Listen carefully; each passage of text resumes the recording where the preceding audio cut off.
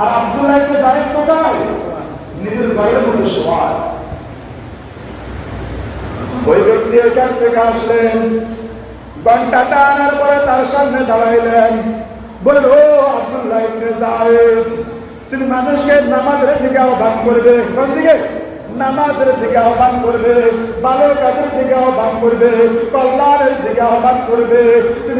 তুমি যদি চাও আমি তোমাকে কিছু শব্দ শিখাই দিব, এগুলোর মাধ্যমে তুমি মানুষকে আহ্বান করবে। বলছে, ও ভাই তুমি বলো, সেই শব্দগুলোকে তুমি আমাকে বলো, আমি শুনতে চাই।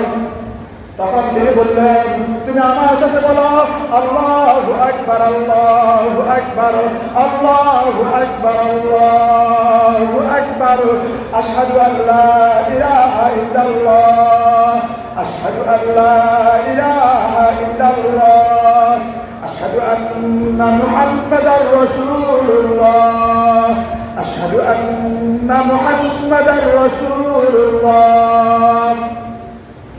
এমন করিয়া পুরা আযানটাকে ওনাকে শিখাইয়া দিলেন, যেমন করিয়া শিখাইয়া দিলেন তেমন করিয়া আব্দুল্লাহ ইবনে যায়েদ শিখিয়ে দিলেন। সুবহানাল্লাহ।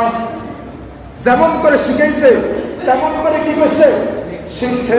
চলে বসার থেকে ওই ফেরেশতা, ওই অজ্ঞাত ব্যক্তি, কি ব্যক্তি? অজ্ঞাত ব্যক্তি বসার থেকে দাঁড়ায় গেছে, দাঁড়ার থেকে আবার বসে গেছে। বলছো, আব্দুল্লাহ ইবনে যায়েদ, আরো দুইটা কাজ আছে। কয়টা কাজ? আরো দুইটা কাজ আছে। এক নাম্বার কাজ হইল, যখন তুমি ফজরের আযান দিবে। কিসের আযান? যখন তুমি ফজরের আযান দিবে, এই শব্দগুলোর বাইরে একটা শব্দ যোগ হবে, যার নাম হইল আসসালাতু খায়রুম মিনান নাওম। সুবহানাল্লাহ। সুবহানাল্লাহ বলেন না? আসসালাতু খায়রুম মিনান নাওম। এই কথা বলিয়া বলতেছে দ্বিতীয় শব্দটা তুমি শুনে নাও।